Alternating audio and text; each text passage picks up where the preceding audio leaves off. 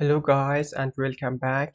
In this video I show you how to delete your Google search history.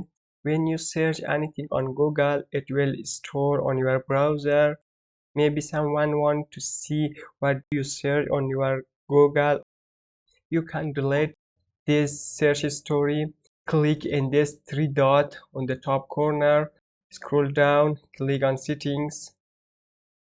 Here is privacy and security. Click here. Look, here we have this clear browsing data. Click here.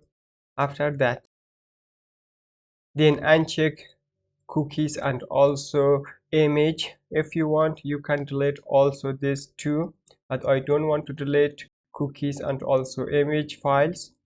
Come in time range. Here we have different time. For example, you want to delete just last 24 hours, or you want to delete last 7 days, or you want to delete all time. I want to delete all time. Then click on clear data.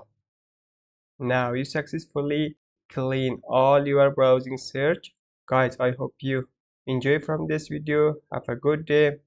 See you soon.